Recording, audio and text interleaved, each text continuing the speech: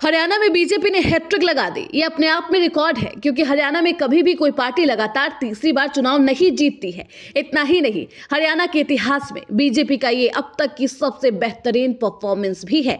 BJP इससे पहले कभी भी इतनी ज्यादा सीटें नहीं जीत सकी। इस बार बीजेपी ने 2014 और 2019 से भी बड़ी जीत हासिल करते हुए 48 सीटें जीत ली है। लेकिन इस शानदार जीत के बाद भी सीएम नायब सिंह सैनी की टेंशन लगातार बढ़ गई है। कांग्रेस ने अब कुछ ऐसा कदम उठाया जिसके बाद से कुर्सी का खतरा एक बार फिर से मंडराने लगा है। जी हां, अब कांग्रेस ने कौन सा दांव चला है कुर्सी को दोबारा हासिल करने के लिए, आपको आगे इस रिपोर्ट में बताएंगे। हरियाणा विधानसभा चुनाव में भारतीय जनता पार्टी की जीत कांग्रेस को रास नहीं आ रही। भाजपा ने लगातार तीसरी बार जीत हासिल की तो कांग्रेस ने मतगणना में अनियमितता का आरोप लगाया। कांग्रेस ने ईवीएम की बैटरियों में गड़बड़ी का आरोप लगाया। अब कांग्रेस ने वह दांव चला है जिससे भाजपा को चोट पहुंचना तय माना जा रहा है, क्योंकि बीजेपी ने मुख्यमंत्री को लेकर ही एक बड़ा दांव चल दिया है, जिसके तहत उसे तीसरी बार हरियाणा में जीत मिल सके।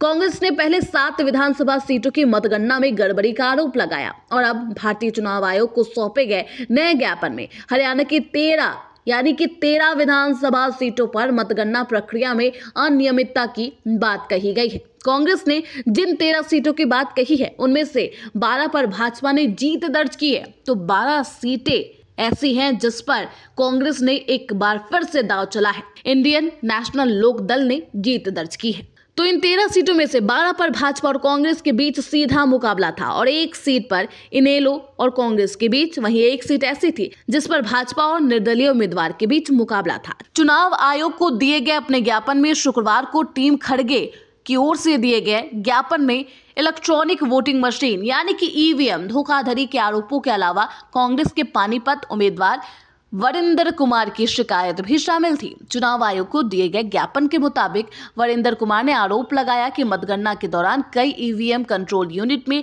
99% बैटरी लेवल दिख रहा था। वह बोले कि चुनाव एजेंटों को फॉर्म 17C की प्रतियां मतगणना हॉल में ले जाने की अनुमति नहीं थी, जिसमें मतदान केंद्र में डाले गए वोटों की संख्या दर्ज होती है।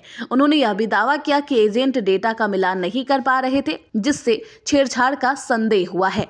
कांग्रेस ने जिन 13 सीटों पर अनियमितताओं का आरोप लगाया है उनमें उच्चाना कला, पटौदी, इंद्री, बड़खल, फरीदाबाद, NIT, नलवा, रानिया, पलवल, बल्लभगढ़, बरवाला और घरोड़ा शामिल है। जी हां, कांग्रेस को भाजपा की जीत बिल्कुल भी रास नहीं आ रही। ऐसे में कांग्रेस लगातार साम दाम दंड भेद किसी भी हथकंडे के तहत जीत दर्ज करना चाहती है और 10 साल बाद राजनीति के सूखा को खत्म करना चाहती है, यानी कि सत्ता में वापस लौटना चाहती है। हालांकि जनता का जनादेश आने के बाद भी बिल्कुल भी कांग्रेस संतुष्ट नजर नहीं आ रही।